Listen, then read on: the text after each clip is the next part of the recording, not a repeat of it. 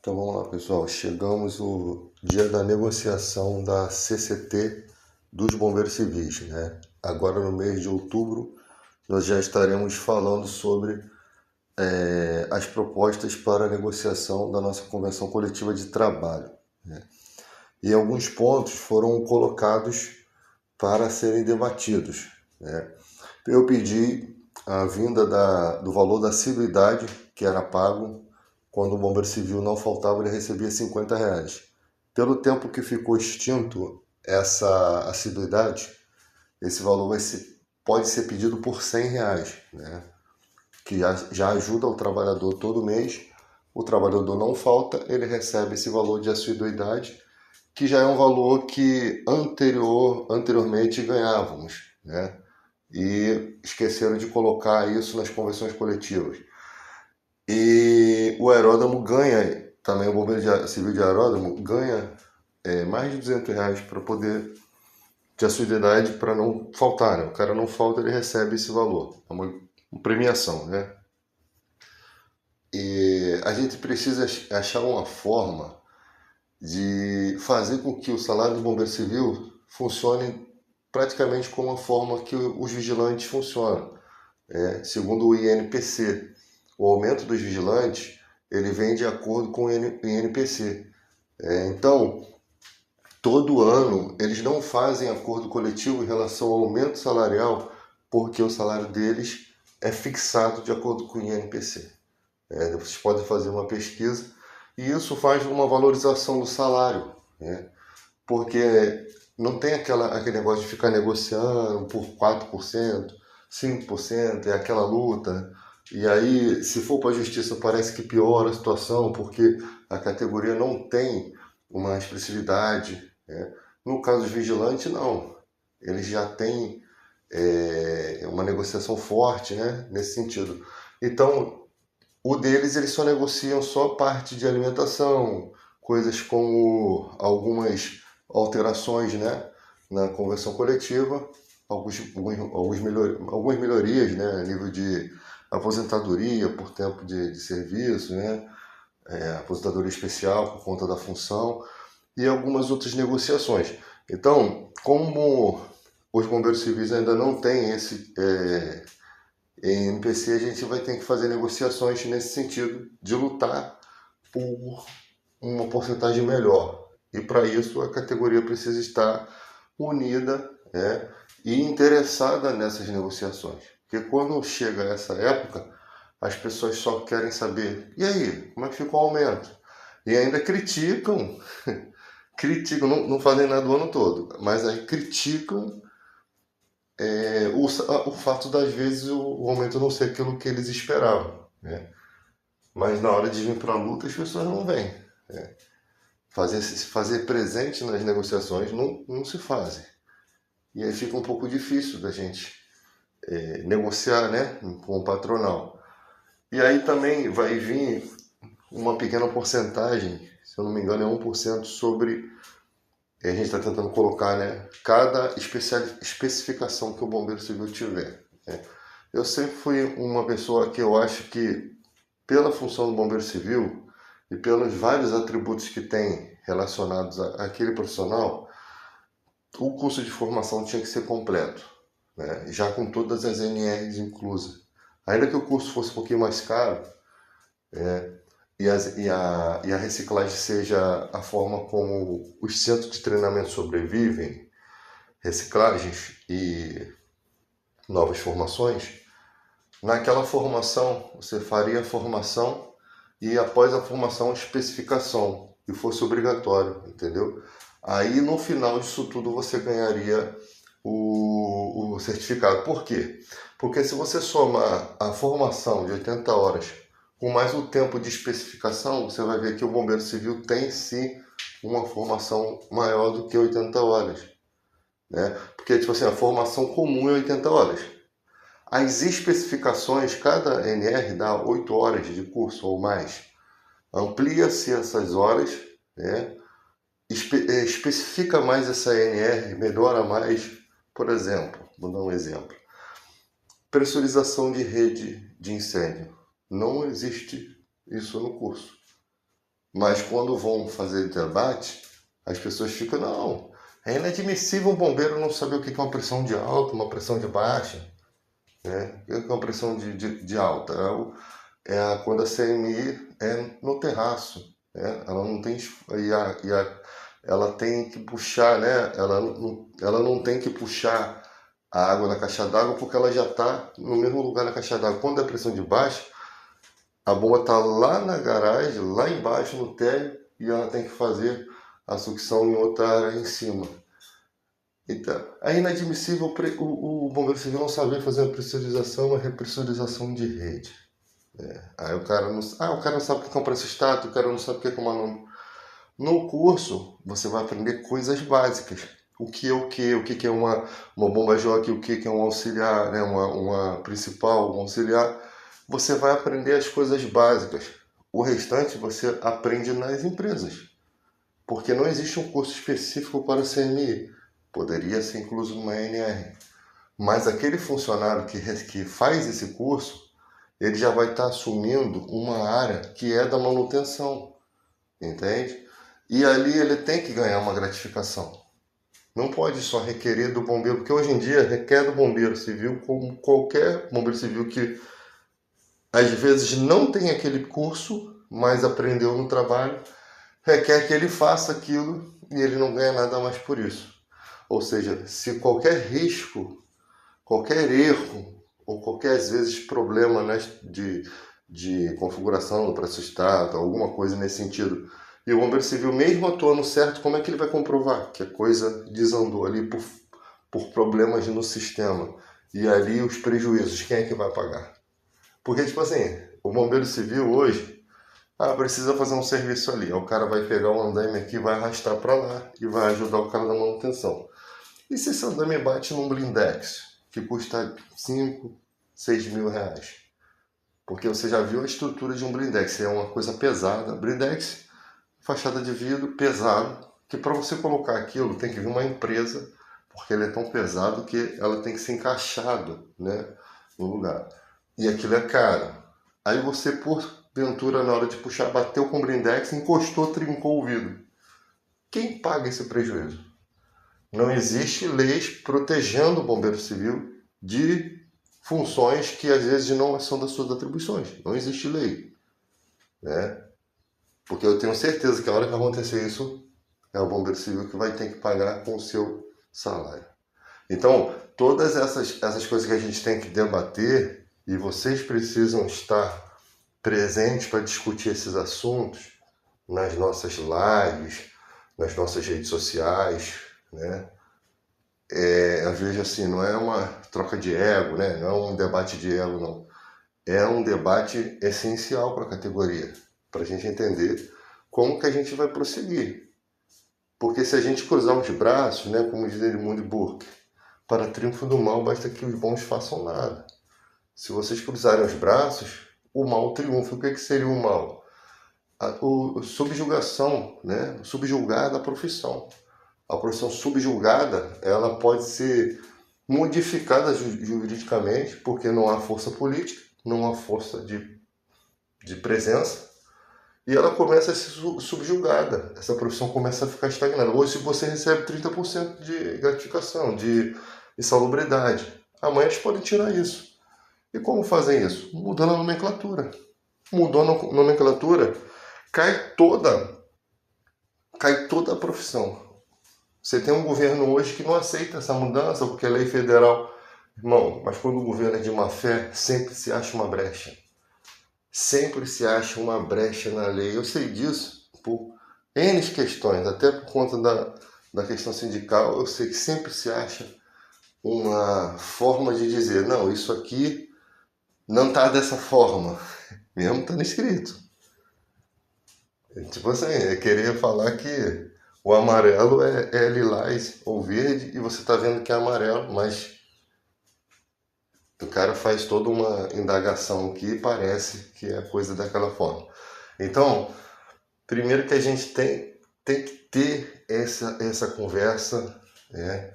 As lideranças de internet que gostam muito dos seus seguidores, elas precisam entender a importância que eles têm na categoria.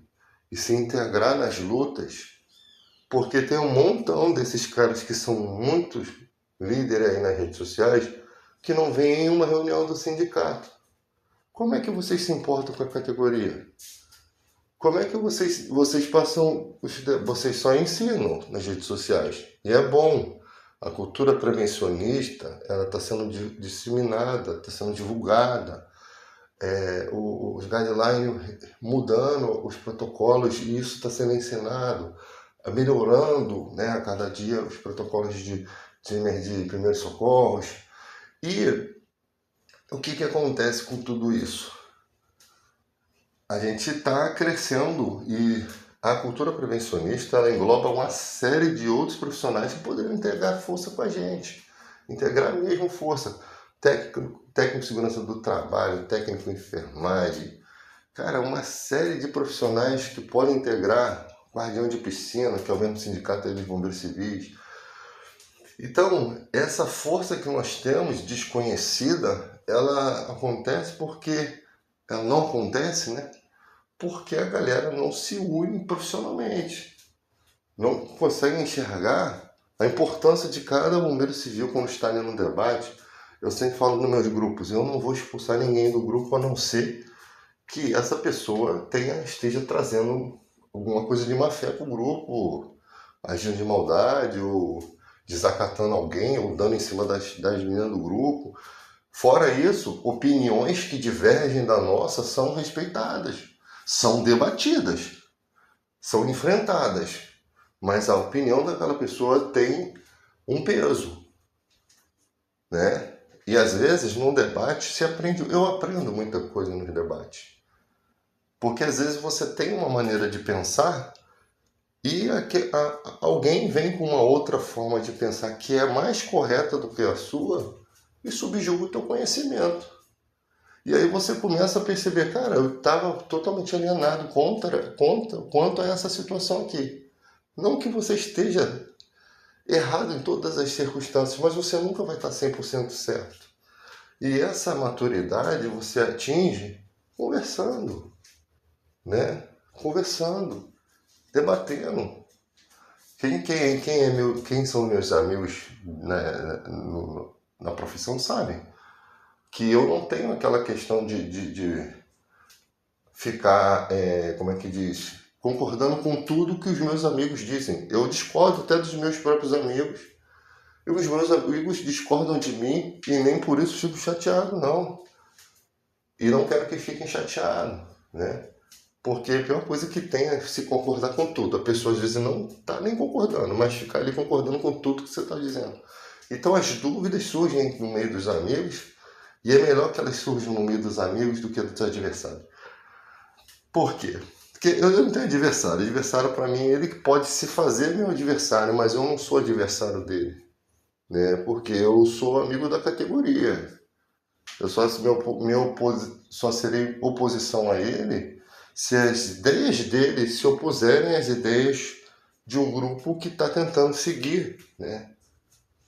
Então, nós, bombeiros civis, precisamos despertar que não podemos deixar de lado essa nossa responsabilidade. Nós somos uma categoria muito ampla. Tem os bombeiros industriais, tem os bombeiros de aeródromo, tem os bombeiros de contingência lá, que trabalham com materiais químicos, né? Tem uma série de outros bombeiros, instrutores, mestres, sabe? Uma série de profissionais.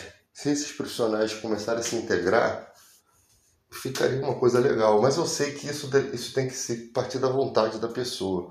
Porque a pessoa que está aí, às vezes, 2 empregos, o cara recebe aqui 3 mil e pouco no industrial, aí tem mais um de bombeiro que ele recebe mais 3 mil e pouco, mais 2 mil e pouco.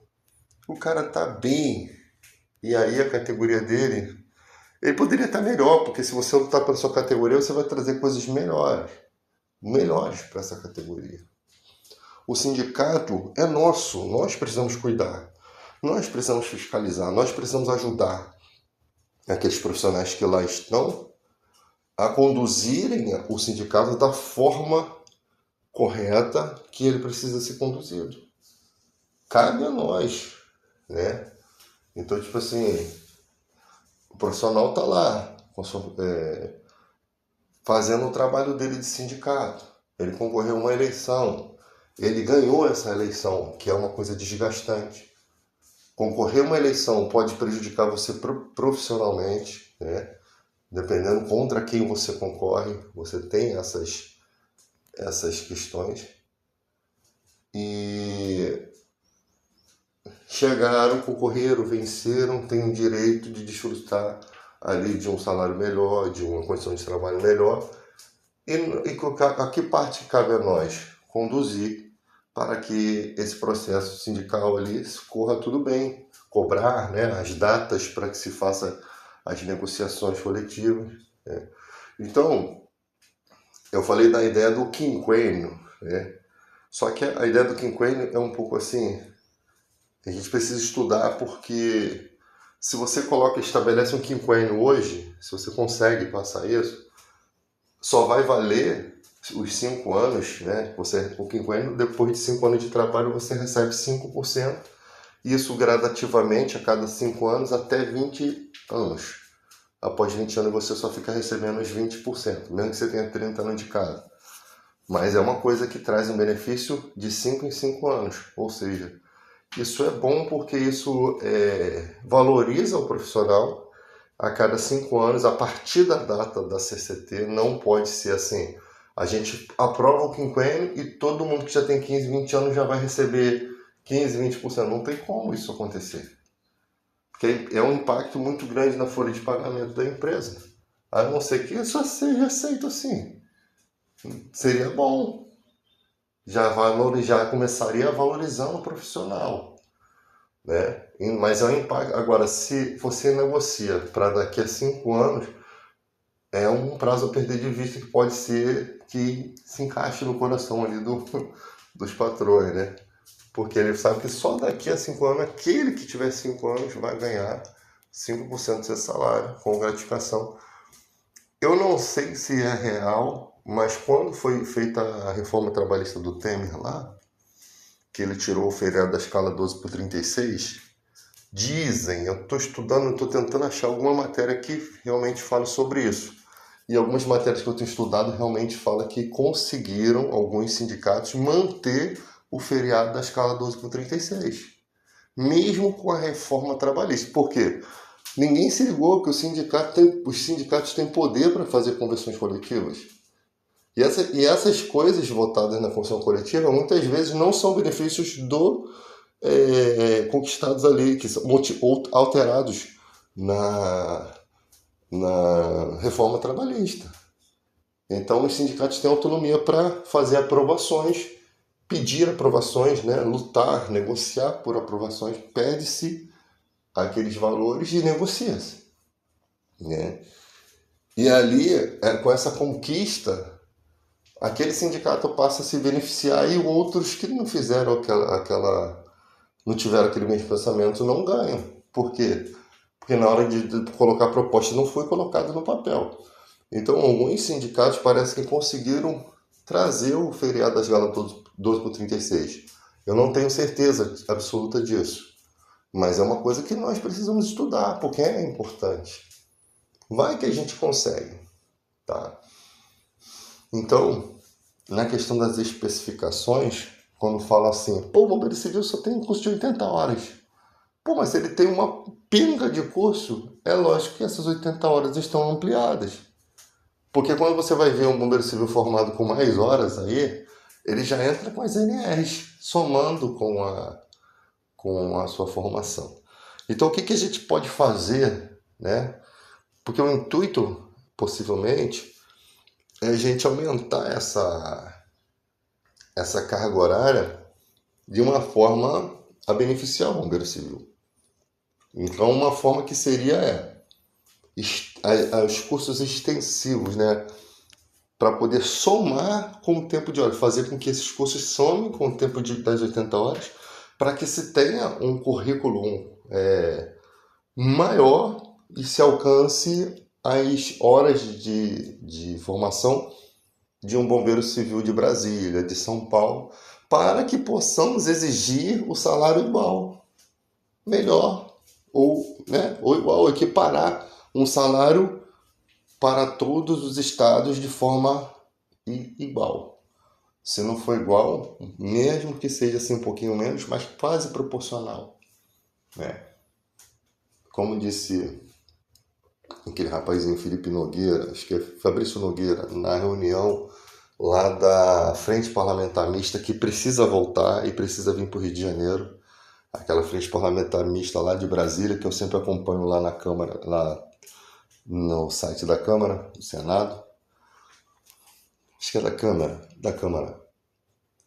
A vida do bombeiro civil, a vida da vítima em Brasília está valendo mais do que a vítima no Rio de Janeiro? A fala dele foi muito bem colocada. Por quê? Porque se eu tenho um bombeiro civil em Brasília que ganha 3 mil, um exemplo, e eu tenho um bombeiro no Rio de Janeiro que ganha 1.000 e pouco, parece que a vida da vítima lá de Brasília está mais importante, né? Porque se valoriza mais o profissional da área da prevenção e do resgate, da salvação lá, do que daqui. A importância que um bombeiro civil tem não precisa ser falado mais. Não precisa. O bombeiro civil é um imediatista. Ele é o cara que vai manter os sinais vitais de uma pessoa até a chegada de um socorro especializado. Não podemos nos...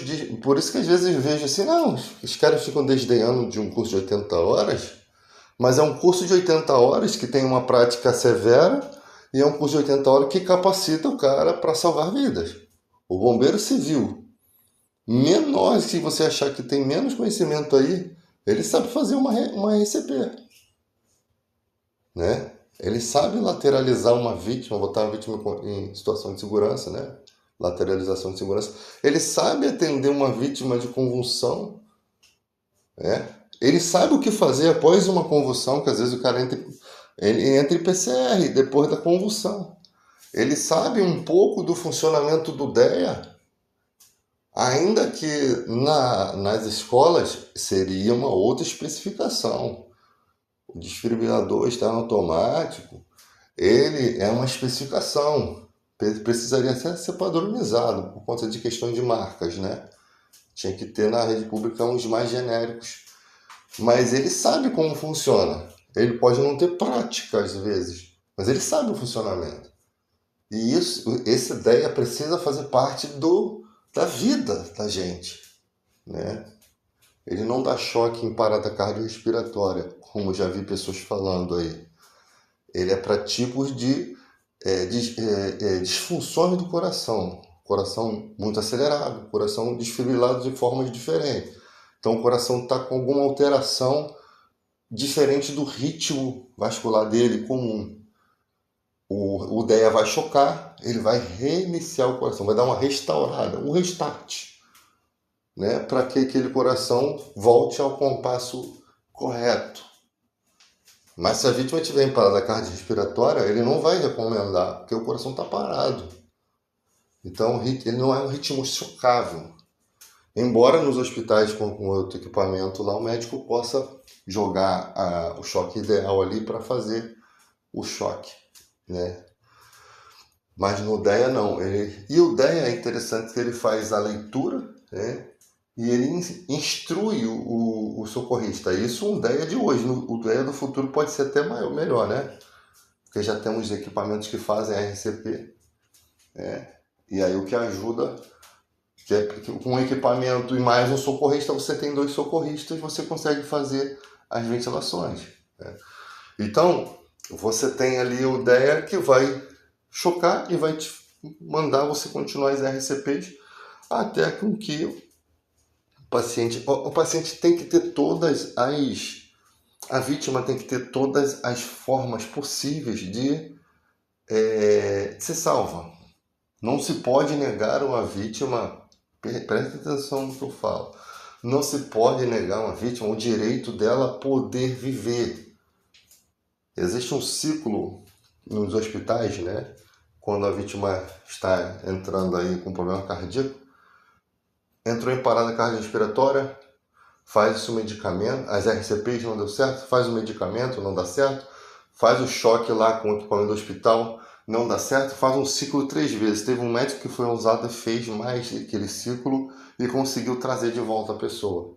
Ou seja, já vão começar a estudar que muitas vítimas podem ter morrido porque não se tentou o máximo que se podia. Se tem hoje em dia um cara sendo afogado na praia, se você pega um drone e joga um colete salva-vida, já é um suporte que você dá, um suporte básico de vida.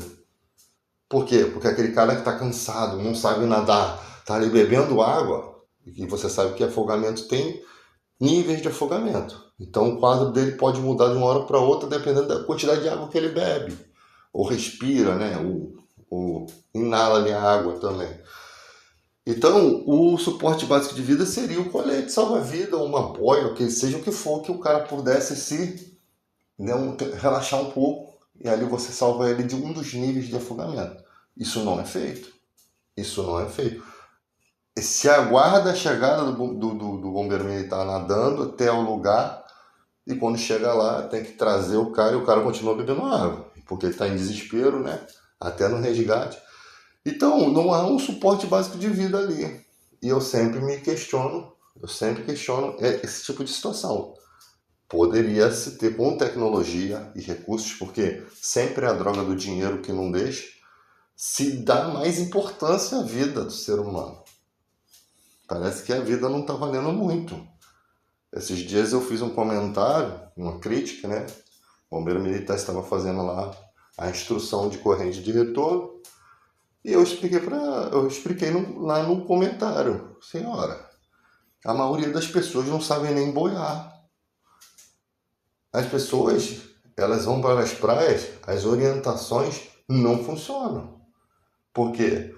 Ali tem corrente de retorno, a pessoa vai lá e entra, sem nem saber boiar. Ou seja, a gente tem que fazer coisas à base de idiota, né? Criar coisas, botões de emergência à base de idiota, igual aquele cara que botou a criança na máquina de lavar. Tem que ter um botão de pânico ali, né? Que é aquele botãozinho vermelho que desarma o quadro de energia. Porque a gente já criar coisas à base de idiota, que a gente sabe, nunca vai imaginar que um doido ia fazer aquilo.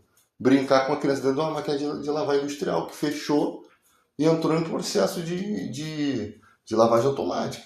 Então, nós não podemos esperar com que a vítima, as pessoas tenham a consciência só, né? A gente conscientiza, mas a gente tem que ter um suporte básico de vida para oferecer caso esses limites sejam ultrapassados. E isso acontece todos os dias. A pessoa está aqui, não vou ficar só na beirinha. Aí você pega uma Itaipuaçu, um lugar que da beirinha para cá é o Everest. Como se fosse um Everest para baixo, um buraco. Como se fosse um Monte Everest para o fundo. E a pessoa não sabe. Ou sabe e acha que vai dar tudo certo. E aí você tem pessoas que não sabem nadar, não sabem boiar, não tem uma saúde, né? É sedentário, bebe, não tem saúde nem para poder ficar um pouco ali tentando se salvar. E aí a pessoa vai embora. Quantos perderam a vida por conta disso aí? Então, gente, temos que raciocinar sobre isso.